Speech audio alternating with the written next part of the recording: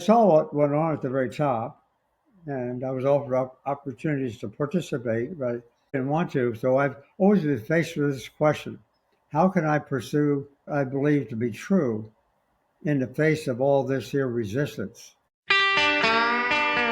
As a vegan, do you ever feel like you're living in a parallel universe, aware of things that many others don't even seem to notice, let alone acknowledge? I'm Chrissy Benson, host of the Vegan Posse podcast. We talk with vegans from around the globe who, like you, are living lives of integrity and compassion with an eye toward justice. Through their personal stories, you'll come to see that you're not an outlier. In fact, you're part of an entire posse of individuals who aren't just keeping the peace, they're creating it through their food choices and beyond. You won't be saddling up, but you're in for the ride of your life. Welcome to the Vegan Posse.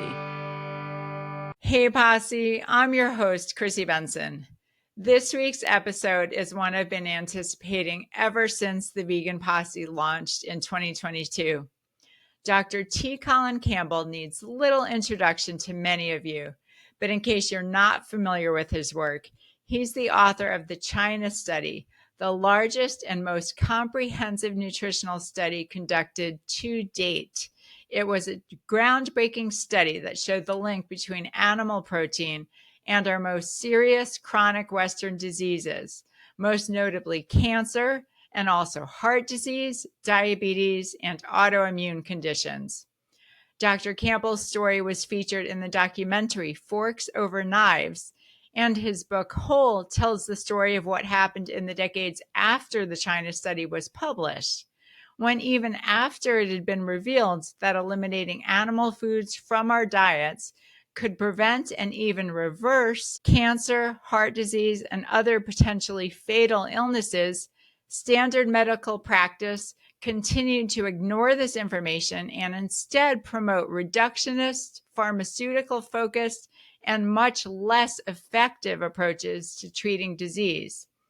Dr. Campbell doesn't care for the word vegan, preferring the term he coined, whole food plant-based, but his courage, integrity, kindness, and determination to seek and speak truth make him a hero of our vegan posse. So without further ado, enjoy this conversation with the legendary Dr. T. Colin Campbell. So Dr. Campbell, welcome to the Vegan Posse. Are you ready for the ride of your life? Yes, it sounds exciting, whatever it is. Yes. Very exciting. And I'm ready too. Honestly, having you on the podcast is truly a landmark moment for me because seeing the movie Forks Over Knives and then reading your book, The China Study, changed how I saw food. Now, I'd gone vegan out of ethical concerns about what was happening and is still happening to farmed animals, but I'd long had what I considered a separate interest in health and nutrition. And for me, it was a revelation that eating plant foods was not only the most loving thing I could do for animals, but it was also the most loving and healing thing I could do for my body. So for me, it was almost as if I was seeing love as a principle of physics, if that's not too out there for your scientific mind. But since that time, I have watched you personally continue to seek out the truth and speak truth and act with integrity, regardless of the nonsense being spouted by big food, big pharma, and or our own government. But before we get into all of that, I'd love to go back to the very early days. So as some of our listeners might know, you grew up on a dairy farm. What was that experience like for It you? was a tradition in our family for generations, I guess. So it's the only thing I really knew. I was a farm boy, 100%, and started milking cows when I was actually 5 years old, believe it or not. But then took it, quite seriously when I was in my teenage years, sort of, doing the milking of a herd of cows. Yeah, so I obviously was out in the fields all the time, or in the barn, or sometimes sleeping. Did you ever what did you think about the cows themselves? Did you ever think about their role in this process? Yeah, well, the cows themselves had names for one. I mean, official names. They were pedigreed, as we say, and so they had names, and we called them by their names. So in a sense like that, I mean, uh, yeah, I mean, I I had a horse. I rode a lot. I had a dog. I mean, as far as my association with animals is concerned, it's probably a little bit different than most people, but it was very active. I mean, that's who I was. Right, right. And so I believe you were the first in your family to go to college. What did you start out studying and how did you end up at Cornell University? Well, it was kind of an accident. Yes, you're correct. My dad only had 2 years of elementary school education. He came over from Northern Ireland as a child, and so then he had spent a couple of years of school over there. But when he came over here, they wanted to move him up to sixth grade, but he was still a little guy and he's way ahead of them. But whatever, it didn't match. So he never went to school after that. But in any Wow. case, one of the things I should say, because it's very important to who I became, what I did. Namely, when I was ready to go to high school, I went to a small elementary school in a small town in Virginia. There's only seven of us in the seventh grade, and when it so it was then I was going off to high school supposedly, but my dad found out that only 10% of the kids there went to college. So he arranged for me to drive, actually, believe it or not, just over 100 miles a day for the next 5 years to go to a school in a neighboring Washington, D.C., actually, just to get the education he did not have. So my education largely came as a result of his not having it. And Wow. So so, he really valued education even though or oh, maybe especially because he hadn't gotten much of it in the formal sense. he had a great reputation amongst the farmers. He had a great reputation as for his ethics and stuff like that, but he did want an education. He wanted me to have an education. So I went to Penn State and then finished early enough to go to veterinary school. Veterinary school was only there 1 year when I had a telegram from a professor at Cornell. Well, why don't I come to Cornell? So I went to Cornell and did my master's and PhD in animal nutrition. So it was all just kind of going where I had the opportunity. And and Yeah, then that I makes sense. And so when you decided to study veterinary medicine, was that interest to do with farming? Like, is that what kind of veterinarian you saw yourself becoming, like within animal ag, part, or was it yeah, a different kind of realm? partly when I went to Penn State, this was a custom for all incoming freshmen. We all took tests to see what we're best qualified for as far as a career is concerned. And I got two at the top. One was farming, which whoop-de-doo, I knew how to farm. And the other was medicine, which was a bit of a surprise. Didn't particularly want to Interesting. go into medicine that we know about, clinical medicine. So I balanced the two, went to veterinary school, and my my advisor at the university, got me into veterinary school early. I don't know why he did that, but he did.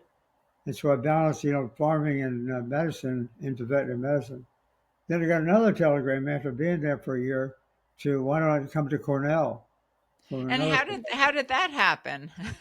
I have no idea. I think Really? To this yeah, day, I you think, still don't? no, I think my advisor at Penn State just want to work in my behalf. Got me entered into two veterinary schools, one University of Pennsylvania, one in Georgia. And so then I had the telegram, near the end of that year and offering me a scholarship and to come to course. I don't know how all that happened, but Wow. so I went to Cornell. But Did then you know anything about Cornell at the time? Did you even have a well, conception of what that meant to be invited to go to school there? yeah, I was attracted to it in a way because my dad was raised in New York State, in the eastern part of the state. He heard about Cornell. He thought it was a famous school. And so I knew that much. I said, well, wow, Cornell is a pretty big name school. So that's about all I knew. And then I was being pushed by the draft board to go to Vietnam. Kind of got out of that, and that's a separate story.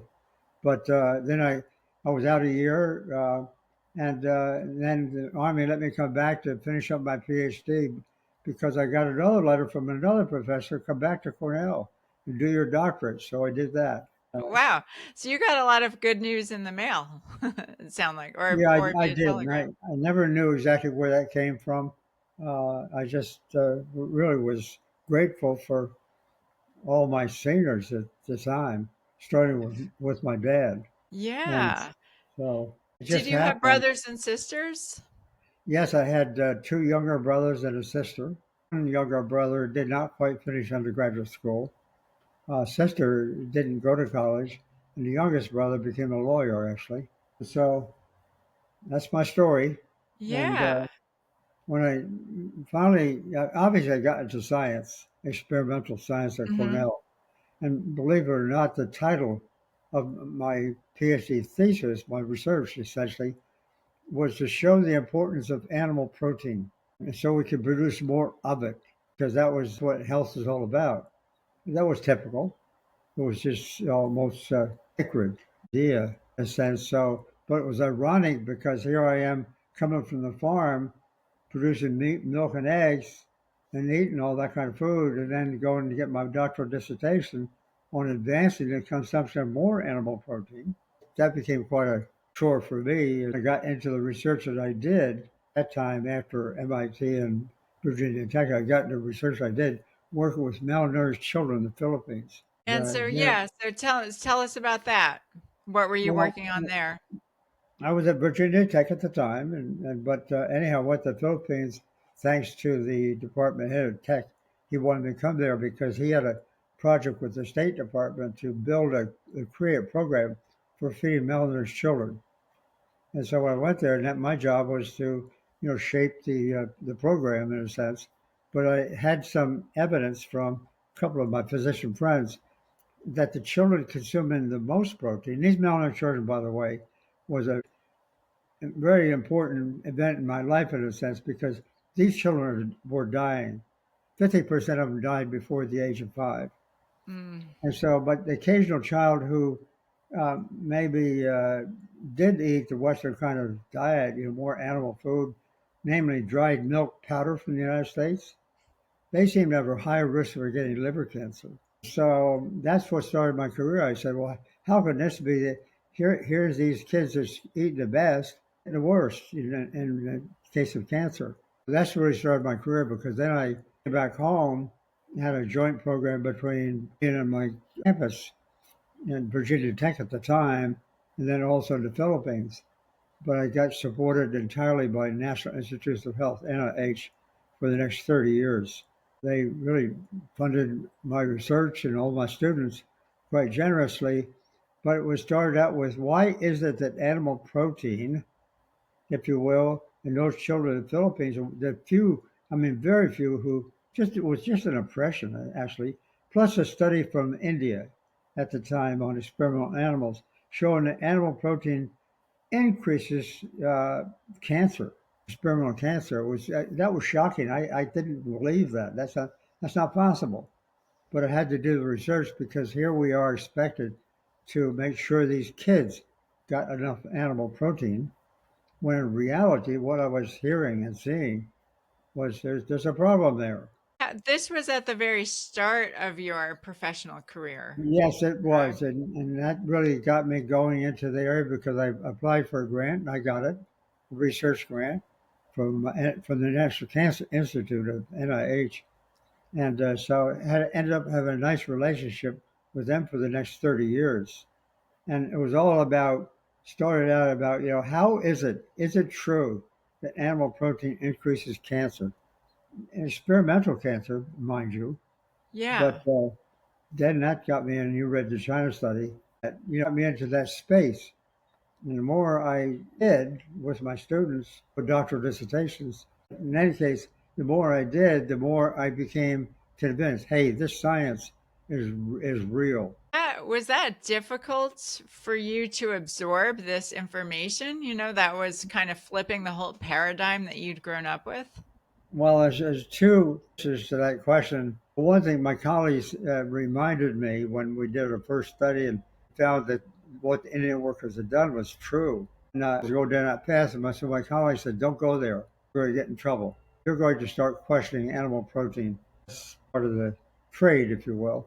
I was faced with, some difficulties at the very beginning, but NIH was awarding me this money to do the research on the basis of the research credentials itself. And the more I did it, the more, became convinced. On the other hand, I throughout my career, and still today, and after being an emeritus, still today, questioning animal protein consumption because of the research we did caused me a huge amount of problems. I mean, I ended up in a lot of very senior level in our country, giving testimony before congressional committees, being very much involved, of course, with NIH and SDA and stuff like that. So I saw what went on at the very top, and I was offered opportunities to participate, but I didn't want to. So I've always been faced with this question: how can I pursue I believe to be true in the face of all this here resistance? First, in the research community itself, they are subservient to big industry, if you will. So what I ended up seeing, at the local level, research, classroom, whatever, all the way up through policy development, Washington, and being on sort of expert committees, I really had a wonderful for years to participate in this profession, from top to bottom. And saw a lot, and I'm telling you that now partly to answer your question, but also because I've just finished writing another book telling that story. Why is it in our country the public tend not to know what nutrition really means? And certainly they tend not to know what it can do. So I get a lot of examples, being in very significant positions associated with the government and the research community, stuff like that. I saw the reason why the public tend not to know. That's just the way it is. Very interesting. So, I mean, was it clear to you on a personal level that you were going to continue with this controversial research, even though it meant, bringing on all this pushback? Or did you contemplate or consider maybe going into a different field that was still intellectually interesting, but maybe didn't cause so A many good issues for question. you? Yeah, I certainly give it quite a lot of consideration, but I have to tell you, once I got into the research and saw the data, I could not turn my head. I mean, either I'd have to say to myself, "Hey, I never saw that," or lie about it, or something like that. I'm not about to do that. And that, in turn, related to my dad. It comes back to him again because he wanted me to get the education he didn't have, but he always was saying, says, "Just remember, tell the truth, the whole truth, and nothing but the truth." And so, that was lodged in my in my brain in a sense. And so I never had the opportunity, from my perspective, of either doing something different. Really, I mean, I got opportunities to really nice opportunities to take pretty senior positions here and there, both in Right. corporations and in government. But I only regret in the sense that, if I'd gone there, then I guess my life would have been a little easier going, I guess. But then I'd have to, lie. I'd have to sort of tell stories to serve the system. Right. Mm, It's that- interesting because they were funding your research. There That's were some right. institutions funding your research. Do you think that would have happened today? That you would have been able to get That's a funding? really good question. The ones who were doing the judgment of who gets what grants at NIH, and I've been quite experienced in that too because I was on some of these committees myself. But anyhow, so the ones who are doing that judgment, they're all professionals. They're all scientists, senior scientists. So they were judging the work in reference to whether it made sense, whether the question was interesting, and what do you propose to do, et cetera, et cetera. So, I was being judged professionally, not politically, if Mm-hmm. you will. Mm-hmm. And so that, Fortunately, right. yeah, and so that worked quite nicely. There's a story there that really, really is important, by the way. Um, I earned my professorship after 10 years at Virginia Tech, came back to Cornell. They, and recruited me back. And at first, they were not going to. They gave me the full professorship, but they didn't want to give me the academic freedom that came along with it. Hmm. And so I'm not coming.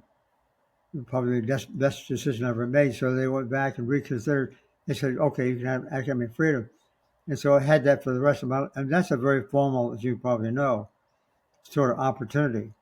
And so, and then in that case, that's a mechanism for guaranteed freedom of speech in Yeah. academia. So like when you said they weren't going to give you full academic freedom, what did that look like? Well, What it was meant the they offered the full professorship. They wanted me to come there, and they would determine later after I got there that I should. I mean, having tenure, if you will, and academic freedom is a big deal, as I'm sure you know. yeah. So they were deferring that decision. They wanted to. I said, sorry, I'm not coming. And so they went back and considered a second time. They said, okay, you have everything or whatever.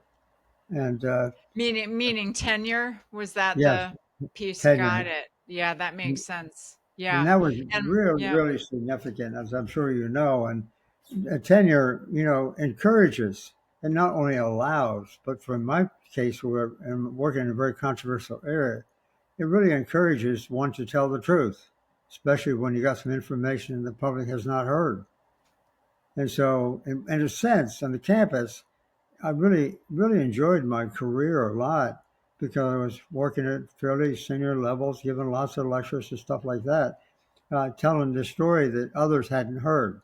But in the professional community, it was pretty well received. It was always a great deal of fun. But you skirt outside of the professional community, get more into the socioeconomic or political sort of territory. Hell breaks loose, and Right. so that's what Right. I write in my book about. Is that juncture between, on the one hand, being lucky enough to have this opportunity to speak my mind, but on the other hand, having to face, you know, others who have too much to say. And Right. Right. So how did you come to conduct the China study? How did that come about? well, we had done all of the experimental animal studies early on, the first 10 years, I guess, or so. Finally, in 1980, the United States and China had begun to recognize each other thanks to Nixon's visit to China. And so one of the first senior groups from China came to the United States. At that time, I was now at Cornell. And their senior scientist, whose grandfather was the one who joined Sun Yat-sen and overthrew the dynasty in China some Wow. years ago. And his own father was the ambassador to the United Nations. So he was a very prominent fellow scientist also. And so he came to the United States too, and I met him. It was in upstate New York, and so he wanted to know if there was any chance that he might stay behind and work with me a bit. He had been a researcher in China working on a disease called Keishan disease, which is a cardiovascular problem in children. But in any case, I said, sure. I jumped the opportunity. And so he came to my lab to spend some time. And then I heard about this study that had been conducted in China some 3 or 4 years prior to that, just then being published. A study that was a survey of a total of, what was it, 200 some counties around the country, of the amount of disease that occurs here and there and every place. And they recorded a lot of information about environment, socioeconomic factors, and nutrition. And so it really seemed it was an atlas of cancer mortality, essentially. And so I said, yeah, I learned about that. I asked him about it. I got the book, the atlas itself. And holy schmoly, in rural China, they were consuming their animal protein, for example, on average, only 10% of what we do here. And the amount of cancer they get in heart disease is almost, it's almost not seen in certain counties. It was a fantastic opportunity to then seek funding from the U.S. government, NIH in this case again, to do a joint study between China and the United States. I also had a personal or professional interest at the time, focused interest, and that was to see whether or not what we were seeing in experimental animals would apply to humans. So it was an opportunity to compare, the findings of, two situations. And so that really turned out to be fantastic. Actually, the China study went off, and finally, it came out in the New York Times, first announced, and the New York Times said it was the Grand Prix of all studies ever done. So that got me a lot of attention in a way. Yeah, I The, bet. but the Chinese government, though, just a little while after that, when at the 20-year anniversary of their premier having died, Deng Xiaoping, they invited all the scientists in China to submit applications to see who might, just for an award. And there were 111 entries that were submitted. Ours were submitted too, along with my colleagues in China. We got first place, and so the Chinese government recognized our study even more, a lot more than what is recognized here in this country. And so, Very interesting. And what's interesting to me is that, for many of the people listening and watching, I'm sure are aware, the China study showed, this huge correlation between consuming animal products and most of our chronic Western diseases like cancer and heart disease and diabetes and autoimmune disorders. But the amount of animal protein that these people in China were consuming, even the ones that had the higher disease rates, they were still consuming a lot less animal protein than most people do in America today. So, yeah. what did you make of all this information, and what did you think the response would be to the information in the China study? Well, I don't know whether I tried to think about what the response might be. I actually saw it, and it was not very, very good, and kind of informed me about those who are so upset, who they were, what they were doing, and stuff like that. But in any case, in the data itself, the parts that really, I mean, extraordinarily, that at first, in the beginning, when I wasn't sure about this observation of Philippines, came back and did this study with experimental animals. I know this is not territory for much of your listening audience, but nonetheless, that's what we did. And the animal protein effect was so prominent, so powerful. Number one, and number two, it worked not by one, nutrient versus that or that mechanism. It was not a one kind of relationship that is the centerpiece for Western medicine, by the way. It's the centerpiece for the whole pharmaceutical industry in our country. We tend to think that way in a very reductionist, microscopic kind of way. Well, in any case, in the studies that we had done in the lab, that when a nutrient is consumed, like animal protein, for example, its effect on growing cancer is absolutely dramatic. I mean, the temperature can go just like that within 2 or 3 days. And then if you switch it to plant protein, it turns it off. I mean, something you just can't avoid seeing something like that. Is so remarkable. I didn't ever see anything in science that was so convincing. And so that was a really, really big deal. And so then I really got involved, as you know, in the China study, of course, in epidemiology, if you will, but at the same time continued to work in the laboratory to some extent. And the more I looked, the more those two sets of data and other kinds of data sort of came and focused on the same endpoint.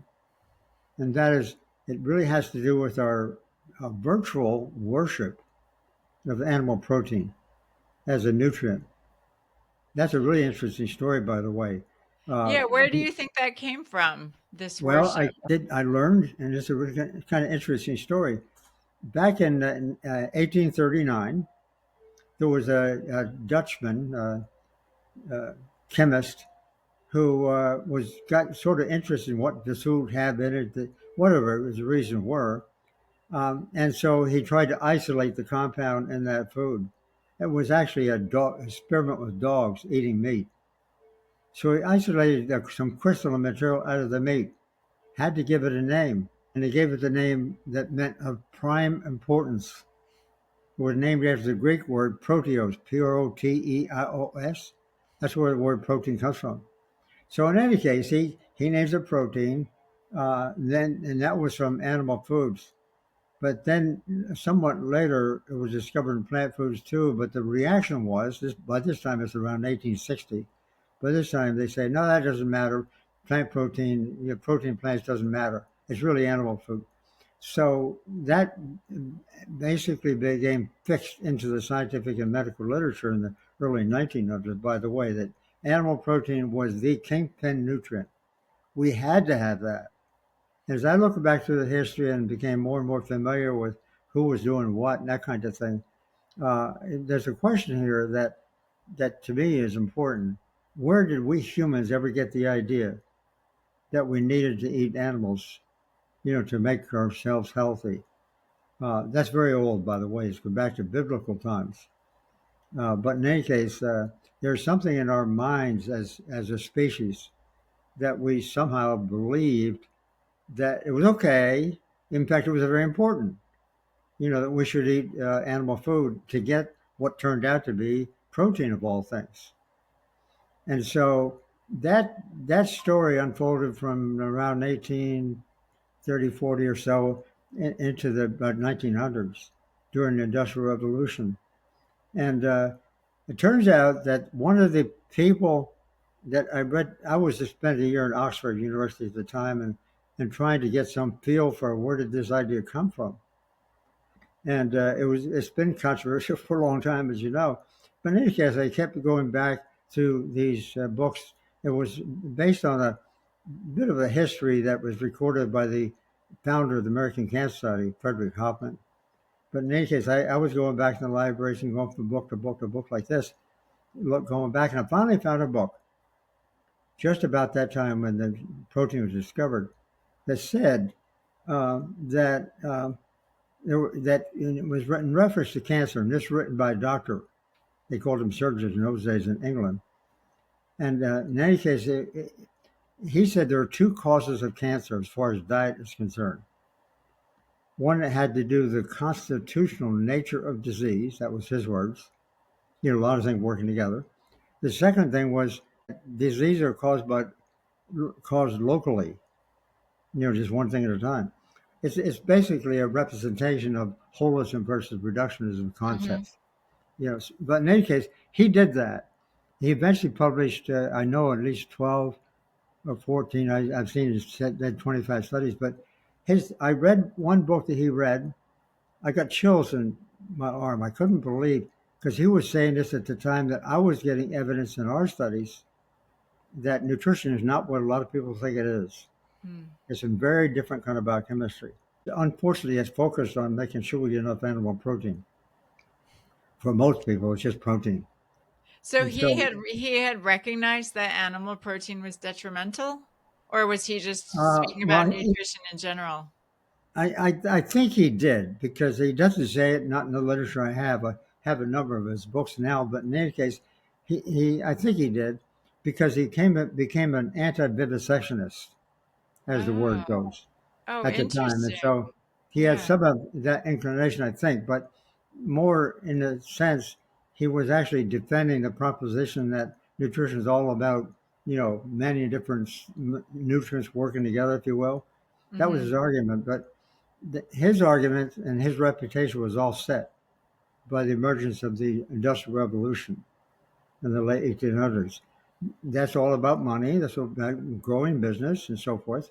So what got taken up was the idea that, the local theory of disease made more sense to these folks. They didn't like the idea of the whole set. I mean, if you think of one cause, one mechanism, one disease, then get it protected by patents. That's where patent law sort of came in. You get it protected, then you're in business. You can make a business out of that. You can make an industry out of that. Well, when I read the book, as I say, I got chills in my arm when I came home and told my wife, I said, I can't believe this book I just read today. And I looked back to see who the author was and started exploring it. And lo and behold, he is my great-grandfather. I'm 99% certain that I have to be a little bit cautious about this. In 1970, my wife and I took my mom and dad back to Northern Ireland, where he was raised. And at that time, he met three of his cousins, and they talked about this famous doctor in the family. He was the father of my grandmother, his mother. And he went to England and he did this and that. And so I've gone to Ancestry to try to get some definitive information. Can't Uh-huh. quite nail it down yet, so I have to point this out. But in any case, his name was McElwain. My father's middle name took that name. And my son, who wrote the book, The China Study with me, Tom, he's named after my grandfather. So the name McElwain comes from George McElwain, who was writing all these books back then, really arguing for the constitutional nature of disease, this is my concept of what nutrition is all about. Amazing. And Amazing. so then, Wow. and my grandmother, that's his daughter, she was killed in a car crash 4 years before I was born. But my dad always used to say, he said, I wish you knew your grandmother and so forth. He was very close to his mother. Mm, She was a mm. daughter of George McElwain. What a story. So it's definitely in your blood, I in don't know your what it is. It's constitution. very, That's what a story. When did very you discover that you think he was your great grandfather? well. That I was saw the book in 1985, 86. Okay, mhm. and then I lived with it more or less over the years, and then maybe about what was it 5, 6 years ago, I came to Ancestry to try to get their help, and their difficulty is that he was born in the county right next door to where my dad lived in Northern Ireland. Then he went to England. But the thing is, I forget what your question was.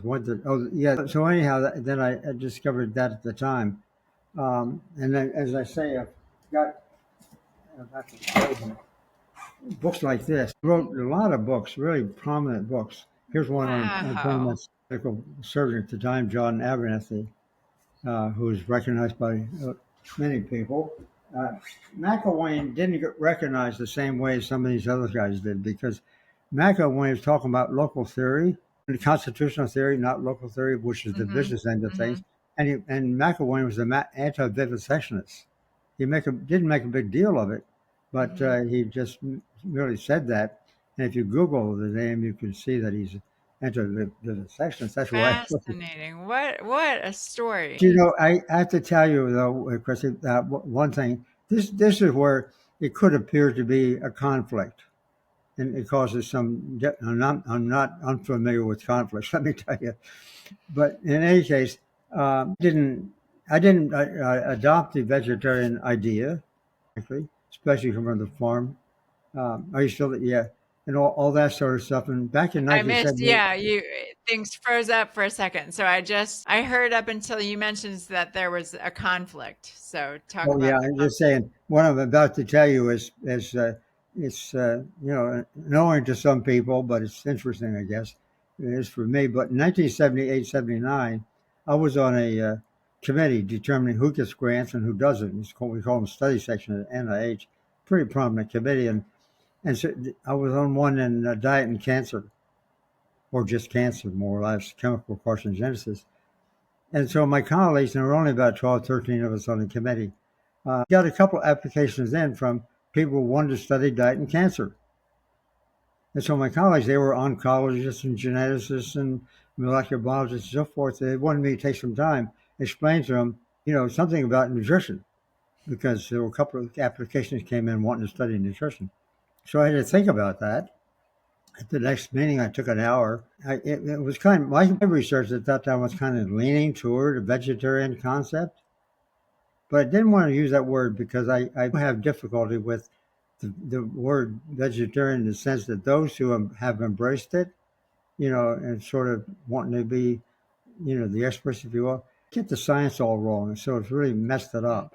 mm, I mean, ironically, they don't want to talk about animal protein, which is the key element that really, from a scientific point of view, really makes the whole concept work. So I had to come up with a different name. And I came up with a name to explain to my colleagues, plant-based. And then about 3, 4 years later, I was with the National Academy of Science, and they appointed me to be their spokesperson for some big Federal Trade Commission hearings in court for 3 years and on food in general. And at that time, I was learning about how multiple things will work together. I came up with the word whole. That's where the word whole food, plant-based came from at the time in the late 70s, early 80s. It never got any place for a while. Not until I used it with my son in the China study, I think maybe. Published it before that, but not in the fullest extent. So the whole food plant-based diet idea has been really important for my transition. And now, of course, most of the people in this community, like yourself, vegetarians, vegans, and so forth, understand that. It's a good concept. That's not the issue. It's just the fact that I came from a scientific, Sure. factual point of view. And Yeah, and that makes sense because it's much more specific. As we yeah, all know, you can be a vegan and eat Oreos and potato chips and drink soda, and right. you're not going to really do great in terms of health outcomes. So tell me this, after you published the China study, which was really, really good news for people, it basically Right. showed that we're not destined to come down with these chronic illnesses. We're not doomed, by the sake of our genes to these diseases like cancer and heart disease. So that was really good news that we could prevent and possibly even reverse some of these horrific diseases. So again, great news that you were that you were letting people know. And what happened after that? Well, of course, since then, book the China study, by the way, has been translated to more than 50 foreign languages. Amazing. Wow. And I lectured in more than 40 countries in person, and this including, in the Russian parliament, 4 or 5 million people, and for the United Nations. So I've been involved in some very prominent audiences, the European Union, and so forth. So the word got around. When the got around from Asia to Europe to whatever, and then the heat really started being turned up on me. And I've just given in this last book some examples, not just in reference to me, but just reference to the system as a whole. Why is it we end up with a medical system that we all believe is the best there is? I don't quite agree with that. It's very much focused on the use of drugs to fix diseases that are caused by the wrong nutrition. Right. Well, I'm sure you Right. appreciate that. And so that joining together nutrition and pharmacology is a really strange bedfellows. It's very strange. And I think I said this to you during our conversation that we had last week. And I've said it many times on the podcast, but I find it so interesting that doctors take the Hippocratic oath. Medical doctors have to take this oath. And Hippocrates himself said, or at least is quoted as saying, let food be thy medicine. And yet Absolutely. there's this massive disconnect between food and medicine. And it's very strange. So when you say the heat was turned up on you, what did that look like? What did that feel like? Well, not very pleasant, I have to say, but because I really I had a number of graduate students over the years. I think it was over 40, I believe. Working in my lab, and I had a nice relationship with them. I loved science. I was very much involved in even policy development, fairly senior level and things like that. And what I learned in these, especially in the last 10, 15 years, is that there's some people who represent that point of view. And it's really, I don't know, it's really acid, the things they'll do. It's just unbelievable. And those who are in science, occasionally somebody will be in science, they got some credentials, quote unquote, but they then go out and represent, the so-called somebody with a very different point of view. And what they're doing is they're representing a point of view from different expressions, if you will, that actually serves the medical community. That's really what it comes down to. Reductionism versus holism is one way. That's a more polite way to call it. In any case, the whole medical system. I mean, we have a lot. I mean, I've got a lot of great friends in the medical system, of course, and that's not the issue. I mean, very dedicated people, obviously, but there's about 20%. This is two polls. About 20% went to medical school for treating people. That's what they most enjoyed. Can you believe it? Two studies, two polls in this, one in the 1950s and one in the 1980s. The other 80% went and got their degree for income producing potential. Hmm. Hmm. And okay, now I can see it in spades. It's very Hmm. clear. The system of medicine is first and foremost about business. Right, right. So And interesting. Well, on to sidetrack a little bit, on a personal level, when did you yourself start, changing how you ate? When did you, actually make uh, that change to a whole food plant-based diet? well, it was just about the time I came out and said, let's use the word whole food. But anyhow, that was about 1980. And we started changing. First, we changed from, we dropped the red meat. I knew about George McGovern, who run for president. And I talked to him about it because he was heading a committee of the Senate at the time in the 70s. So I was kind of spurred to that notion, partly because of what McGovern had done too. But in any case, about 1980, we dropped the red meat and we ate chicken. Okay, so we ate chicken for about 10 years, and fish and dairy. And then, I mean, I was raised on dairy practically. And finally, though, I started experiencing something else at the time. It's a medical problem. I didn't tell you about the 2 years I was at MIT. There at the time, that's before I went to between Cornell and I was there, and my job was the director of toxicology at MIT was a former FDA official. He had a project that was very important at the time, and that was to discover, if possible, what is this toxic chemical in the oil fed to chickens that seemed to be causing a lot of heart problems. They called it in the chickens, it killed the chickens, the birds, maybe 1 million birds at that time. And so it became quite a big, very timely topic. And so my job was to isolate this stuff. And when I finally did, and I got it all the way down to 7/10 of a milligram, which is not much, just 7 chromatographic peaks, I realized the most toxic substance had ever been isolated. And I had been working on the bench top with this darn stuff. And thereafter, I got some problem with my speech. Kept getting worse and worse. During the 80s, when we were transitioning into this thing, and then I had myself tested. The level of that compound, it was named dioxin. A lot of people know now what dioxin is. It was being used in Vietnam to defoliate the forest, so that they could see the North Vietnamese coming to South Vietnam. And so this toxic material is extraordinarily toxic. And I had a level in my blood, it was 800 times the maximum allowed.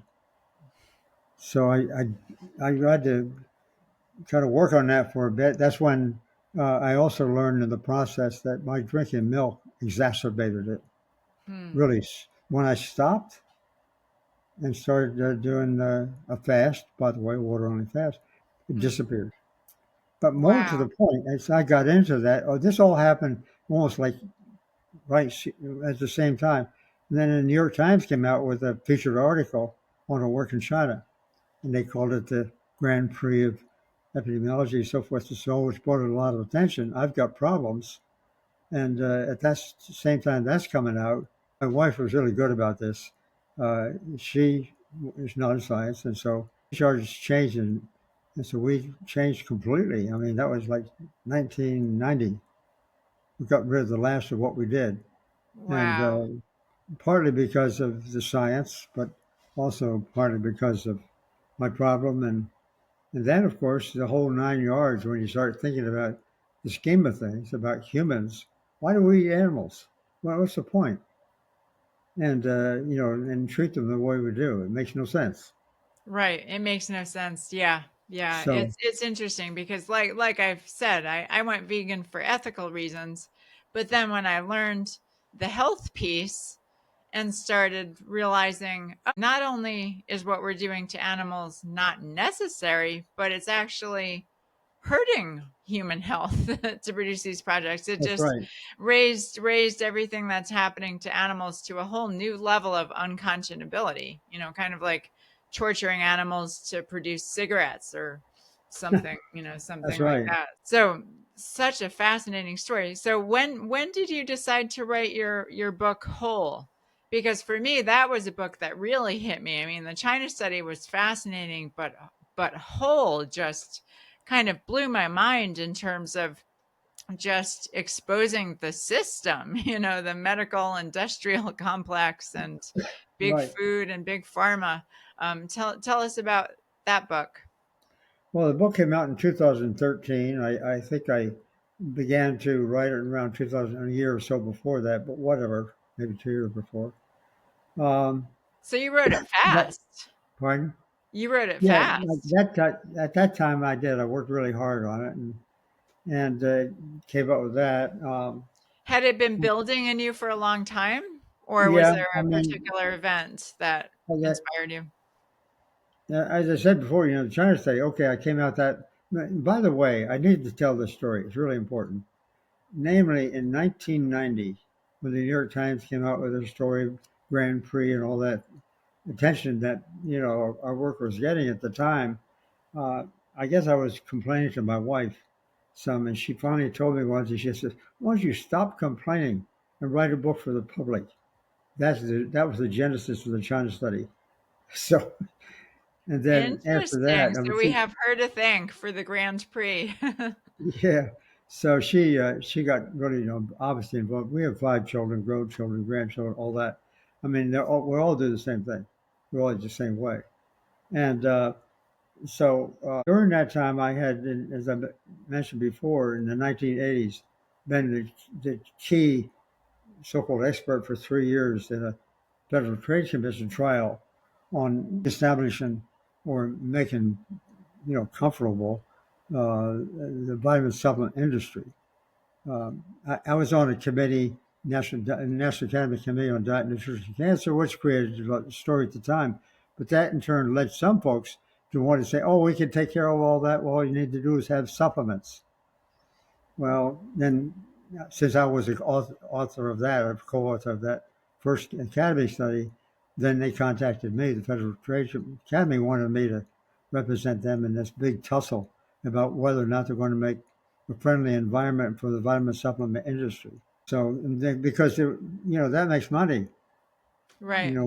We Right. can sell those certain things and claim that it does this, that, and something else when it doesn't. That's a fake argument. It's not true. Uh, Right. And how did that feel? Because you've always been so clear in your work and your writing that that food operates holistically, that this right, right. reductionist approach doesn't work and that you can extract, a vitamin or a nutrient, but you can't even come close to predicting what the results will be when that, nutrient is isolated.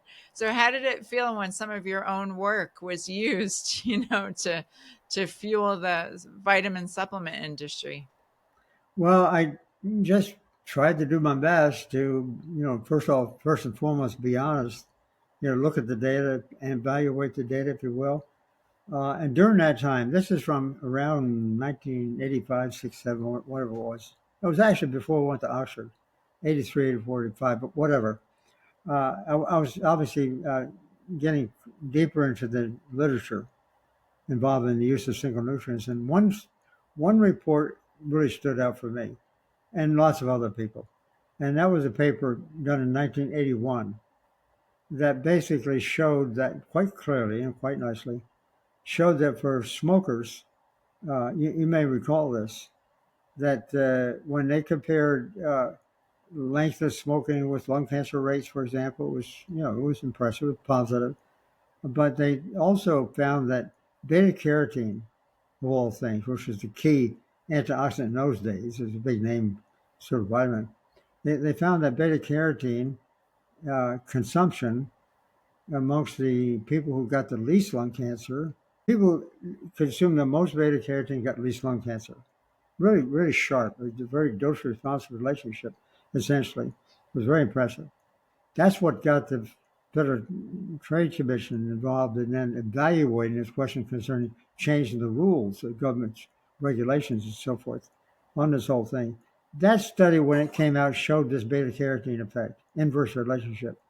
So that generated another study between Finland, United States scientists that went on for 5, 6 years. Maybe we could put beta carotene in a tablet and give it to smokers, and then they could not get the lung cancer. Well, that study came out, showed exactly the reverse. When the beta carotene is in the form of a supplement, it actually increased, statistically significantly increased lung cancer. So beta carotene, when it's in food, is part of the whole package. It's inverse relationship, but when it's taken out alone, it does the opposite. And then a lot of that kind of evidence has been produced from time to time.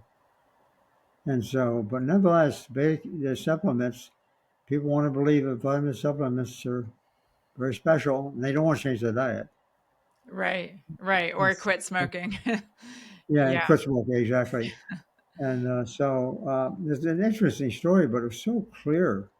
The evidence, that published evidence and other kinds of evidence, right, was abundantly clear that, right.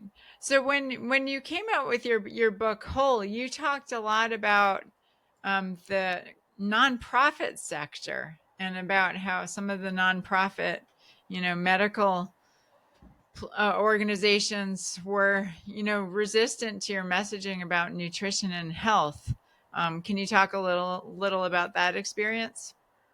yeah, I mean, let's face it. I mean, the nonprofit versus for-profit communities. We're all listening to the same public conversation, more or less, and we are influenced, regardless of what our interest may be.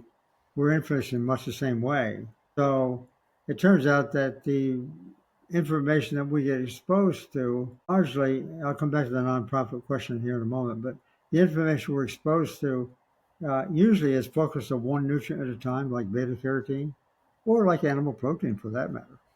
We tend to think of this very reductionist sort of modality, if you will. And so that uh, became clear to me, the word holism. Figure what the first question you were asking.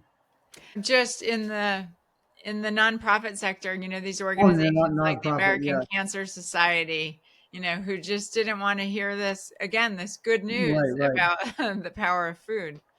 Exactly. The American Cancer Society is the most prominent nonprofit in the cancer community, of course, but they are captive to the industry. I will tell you. In fact, I got a grant from them, and I was on their study session as well, determining who should get grants for a while. And so I kind of saw it from the inside. But the American Cancer Society really they're not what people think it is. I mean, the real decisions that are being made, they take money from the Cattle Barons Association, that's called Cattle Barons Industry, I think. And so they've kind of bought into this model, that let's leave people alone. Let them eat what they want to eat, kind of thing. We can fix up people. I mean, that kind of mentality, I think. And I think it creeps into the public mindset without necessarily individuals knowing that they have come to this Mm, point of view, right. especially if they're not scientists, more especially if they're MDs, because MDs are taught that way. So anyhow, they're American Cancer Society is a pretty good example. I mean, there's all kinds of nonprofits that have various and sundry opinions, persuasions. But What kind of pushback did you get after you came out with Whole? Was that even worse than oh, the China study? and just flimsy science. That's not real science. That's just stuff like that from my own community. And then I started looking more seriously at my own community too, and like at Cornell and so forth. I mean, we in our community historically have focused on one nutrient at a time. I taught this stuff, for years. I'm guilty, of that during many of those years. We talk about one nutrient doing one thing, so to speak, one mechanism. And it turns out that in that community of which I was a part, they were getting quite upset with me kind of veering off into this very nebulous, sort of cloudy, murky kinds of conversation about all nutrients working together. Come on, that's not the way. Science is really to be defined by, let's go to the exact chemical we're talking about. How does it work? What's disease? I mean, this exacting kind of information is what pleases them. Not too different from the medical system, actually. And I It was al- there. it almost sounds like a parallel between, Newtonian physics and quantum physics. Yes, you're right on. You're right on. I was always a great fan of Einstein at the time. I always had a quote hanging in my office of his, and it was always kind of nice. When I learned about that theory of relativity, I went and got his book, the first book, and tried to get a fix on it. Well, turned out that this phenomenon in holism is very equivalent to the physics, point of view about relativity. Because you take one item, one chemical, nutrient or drug or whatever, and you can study it all by itself and learn something. But then when it becomes part of the larger whole, all bets are off. You can't Right. just look at just one at a time. You're going to get in trouble. So it becomes important. I'm really glad you said you like the whole, because that's what I ended up the one my favorite in a sense is I mean, it changed, it was such an expose, and my father read that book, and he read a couple of books, one about the economics of animal ag called Meatonomics. oh And yes, right. he made the comment that he doesn't see how you could ever look at food the same way, after learning this information. But you've got so many amazing experiences to share that it's impossible to cover everything, of course. But I can only imagine that, the responses you were getting to your work would cause a lot of people to turn bitter or cynical. Did you ever wrestle with becoming That's a just a good question. That bitter person? thought a lot about that, especially I came from the community that is causing some of the problems, namely the agriculture community. Although when I was involved in that community, so to speak, family farm, I mean, it was a fantastic time. I mean, I loved being young. I loved doing all kinds of things, being outdoors, etc., etc. And so that what you're talking about, it's the concept of holism. I mean, we got to pay attention to more than just basically one thing at a time. Things do work together, and that's Mother Nature. That's the way she works. And I'd like to attribute my ideas to Mother Nature, not Father Nature. By the way, that's another whole story. But in any case, do things do work together, and I'm not schooled enough to come up with the right words to describe that phenomenon. But I do have to say that nature, from the strangely and ironically, I guess you could say, from the more chemically oriented point of view and information to come to this thing, because that's what the science shows. So science is actually showing very, materialistic, if you will, is actually showing something in nature that then feeds right into the narrative on a holistic kind of living, which has relationship to all sorts of concepts that we live with. Uh, Right. you know, Right. res- Respecting ourselves, respecting others, respecting nature, whatever the case may be. Right. Well, speaking of such subjects, one of the things that I really learned from your work, and one of my primary lessons that I took from your books and your research, was that what the media says the science says often isn't at all what the science says.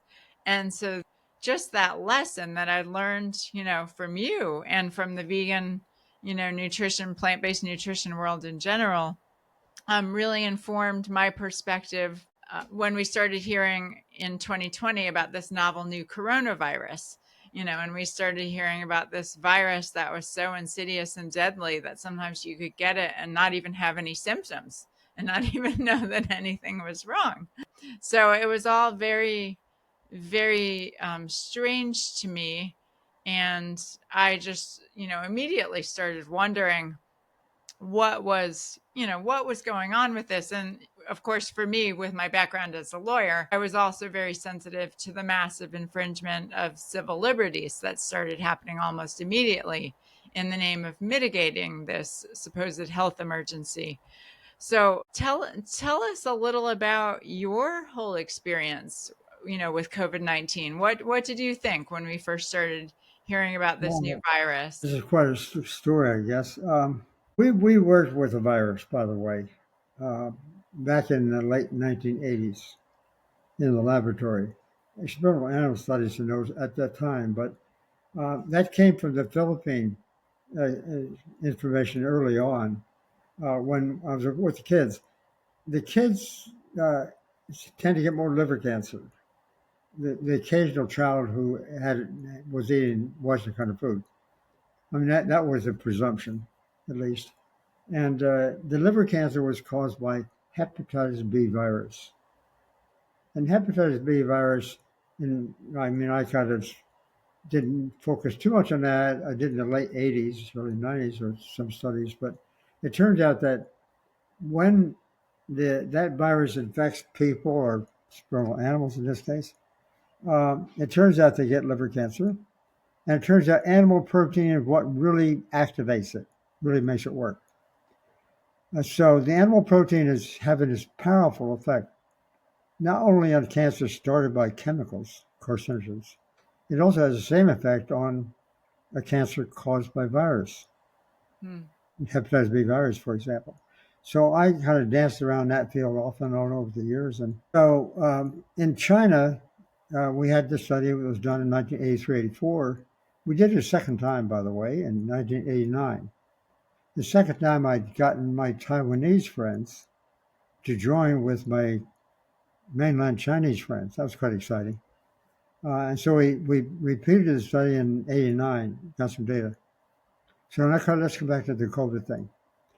When the COVID thing came out in January of 2020, I recalled that we had actually recorded prevalence of that virus, hepatitis B virus, if you will, in that study. Pretty common. There's quite a lot of liver cancer that occurs there, but it comes in the few people who consume, even small amounts of animal protein. I went back and pulled the book out. We had this pile of data. I hadn't done anything about that, but I just recalled at the beginning of the COVID-19 discussion on the news that we had this other virus is more serious than the coronavirus, in my view. Is the third leading cause of cancer in the world, liver cancer. And it's viral etiology. And so I went back and looked at all the data we had. In fact, I should just illustrate my point. Oh, This wow. huge, lots Lot of of data. this Wow. amazing amount of data. The first study was actually this.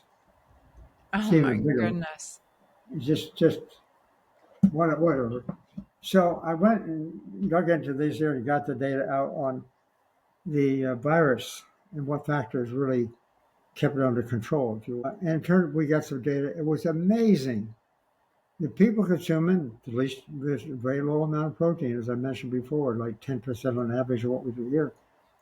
When they got infected with the hepatitis virus, uh, they could not form antibodies. They got the liver cancer and they died. So mortality amongst the people consuming a little bit of animal protein, exposed to the virus, no antibodies, they're the ones that pay the price. In contrast, the people consuming more plant food, measured in different kinds of ways, consume more plant food, they're the ones formed the antibodies. They did not get liver cancer and they survived. I mean, data was so striking. I've never seen, and these are all correlations, but they all were the only ones I chose were the ones significant at the so-called P001 level, highly, highly significant. Hmm. They all sort of pointed in the same direction. It was just overwhelming. I never saw data quite like that. That the people who got the virus and died from the virus are the ones who were consuming a little bit of animal protein. That's the big deal. That's really the big kicker in this whole thing. But it also says at the same time, eating this sort of more plant-oriented diet, they came through okay. Hmm. And so I wrote this up. sent it to a couple of journals, very well-known journals. They're like the top two of the top three. I published in it before, so it's not like I'm not known to them. I sent it into them and got back. You may have heard some of this story. I'm not sure, but well, I got a Yes, I report. believe Joanne Farb mentioned Oh, did mentioned she? the story. Oh, yeah. Yes, yes. Well, in any case, I got back a reply that I never had seen before in my life. They wouldn't even review the paper. They just sent the paper back. Wouldn't review it because I had said the title, something to the coronavirus question mark. I really thought this information might be useful to consider in policy, at least telling people there's one thing they might be able to do. Well, that just really, both those journals wouldn't even review it, wouldn't touch it with a 10-foot pole. And for people who may not know much about the peer review process, that's the way the process works, right? You Yes, it is. submit an article, and then a committee of medical professionals or scientists review it, and so that's what the peer review process is. And then Yes. after the peer review happens, they give you the yay or nay. But in your case, they wouldn't even conduct that review. What Disgusted. I couldn't believe this was happening, but it was also, coming at a time, more or less, at the time that the vaccine was being pushed. And so when the vaccine came around in January 2021, it was a year later, my wife and I did not get the vaccine. And I know just to say that, just paints me as a, whatever you want to call me, I don't know. But we did it because at our age, we were prime targets to get that vaccine. But, this data was so powerful. And just knowing the effective nutrition of this kind have such a breadth of effect on a variety of things, I was, I didn't see the point. Why would I Right, take right. that? You believed your own work. I Yes, you believed in believe your my own own work. So we did not get vaccinated, and we did get in the fall that year, 2021. We got the infected. We can't stop that. But we were only out for 6 to 7 days or so. It was Yeah. like a flu kind of condition, and that was it. Yeah, And and that's very interesting to me because I saw a lot of people just in my own circles, people who maybe weren't big fans of big pharma and, were sometimes skeptical of the government, but there was a level of fear, particularly among, older people. And that right. fear got to so many people. So it's interesting to me that it never, it didn't get to you. That you just weren't phased by it. Like, did you ever think about it? Did people around you urge you to get it? Well, I took a lot of flack. That you're just an anti-vaxxer. What's wrong with you? Kind of thing. Of all people, you and my wife, that we should be the ones to really be sure and get the vaccine. And so, but I didn't hesitate when I didn't go out of my way, but I didn't hesitate to say it publicly. And so some people, took me to task for that. But then at the same time, I did eventually get this published in a journal that's basically under the control of the European Union. And I think I'm pretty sure I know how it happened. I spoke there before, Hmm. and the medical advisor to Europe, the EU, previously the Minister of Health in Lithuania, got to know him. He really is a big fan of what I do. And he had something to do with it because the journal published our paper. And he's not going to say it out loud, but I'd just as soon not, bring him into it. But uh, Right, right. in any Amazing. case, Yeah. So fascinating. Well, again, I personally, really appreciated that you spoke out and were honest about your views on this, experimental medical intervention. Um, and there's so much more I would love to ask you about, but I'm not going to keep you for too much longer. But why don't you, before we wrap up, why don't you tell us about your new book?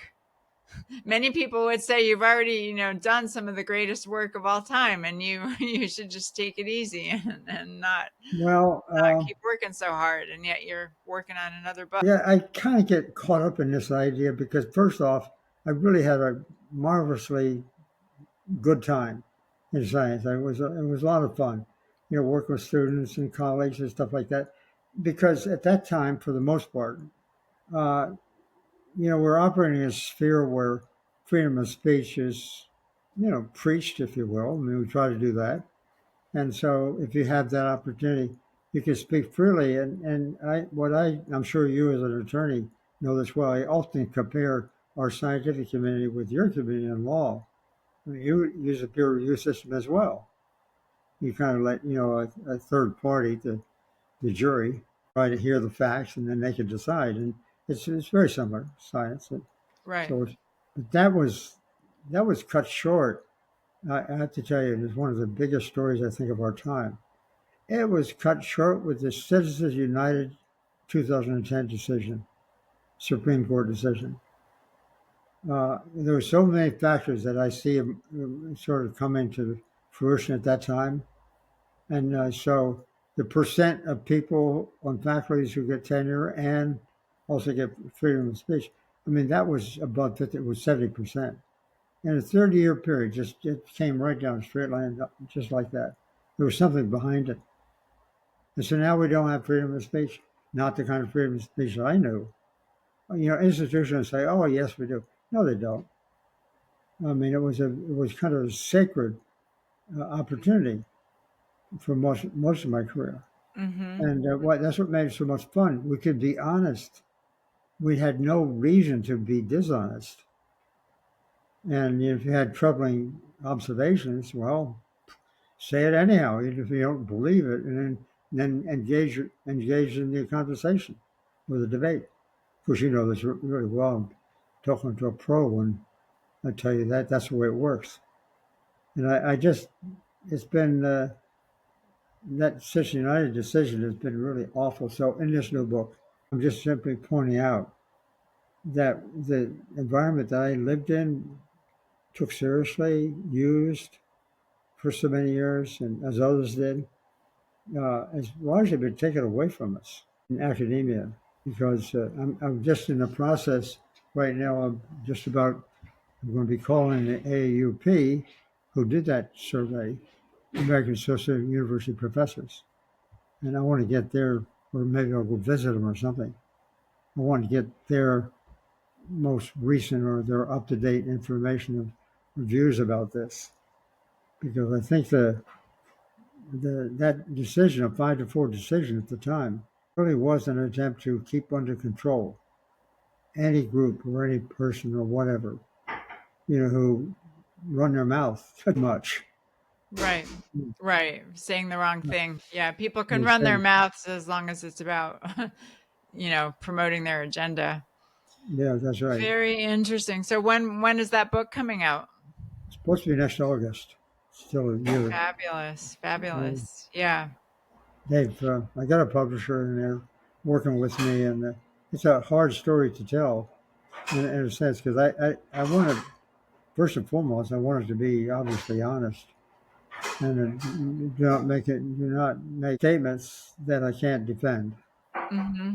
Mm-hmm. I've had a former federal judge actually offered to look over the book, and he has, and he's given me the green light. So, Perfect. Yeah. yeah, Yeah. Well, obviously you bring a very interesting perspective to this concept of freedom of expression because people outside of academia may not understand fully, there you go. what tenure means in terms of freedom of speech because some people will think like, a professor shouldn't be guaranteed employment, and guaranteed, That's all exactly of right. these, perks and benefits. That's how a lot of people think of tenure, but you're describing an aspect of it that really, really is very important and serves a real purpose when it comes to truth and true science as opposed to scientism. So yeah, well, I'll look forward to that book very much. And in terms of freedom of speech and expression, I mean, for me, again, looking through with that legal lens, from my legal training, the abridgment that I've seen of freedom of expression in these past several years, Citizens United was, yes, that was what I thought was a low point, but we have sunk lower still. You should just say that. You thought that was a low point, and now it's even lower point still. Yeah, Just totally agree with you. well, yeah, yeah, it's it's disheartening, but I will say that, again, just in my own life, I continue to be inspired by people like yourself, who just never deviate from that search for the truth and from their willingness to express it regardless of what's happening. So thank you very much for offering that to us, and not shying away from uncomfortable subjects that are controversial. And you inspire me and countless others in the vegan community and outside it, just in terms of your integrity. That's to me what you represent on so many levels. So it's really an honor for me to have you on the Vegan Posse. And the final question, which I like to ask all my guests, I know you're not a huge fan of the term vegan, but this is the Vegan Posse. So, Dr. Campbell, is there a single word that for you sums up what being vegan is all about? Well, that word holism first comes to mind, I think. The concept, not you can see it in science, you can see it in the materialistic word of science, obviously, but it also applies to throughout society. And it means you're looking at things with honor and also without harm. There's no necessity for doing harm. I don't know. I can't tell me a word. No, Um, that's a good one. That's a good one. I just Holism. Yeah, because it's on the small local levels, but also on the larger scale and the big picture. So I think yeah holism is perfect. So yeah again, well, thank you so much for taking the time to share, your unique perspective and all these great stories. I know you have zillions more, and we only barely scratched the surface, but nevertheless, it was, a well delight. So I that appreciate that. well that word also applies to holism to the fact that there's a growing community of interested people. You're just talking Yes. about this concept in a way. It's been around Right. forever, but I think it's gathering steam now. Yes. Yes. Yes. I think so too. And I choose to believe it for sure. Yeah. So, Dr. Campbell, we close every episode by taking 30 seconds of silence for all the suffering animals, human and non human, who desire, as we all do, safety, happiness, and the freedom to live out their lives without interference. So, Dr. Campbell, I invite you to join me in 30 seconds of silence for the animals, and we'll conclude with the sound of the bell. Thank you, Dr. Campbell, and thank you, Posse. See you next time. Until then, stay strong and stay true. Yeah. Well, thank you. Thank you so much. That was so great to talk to you. So much more I would have loved to get into, but maybe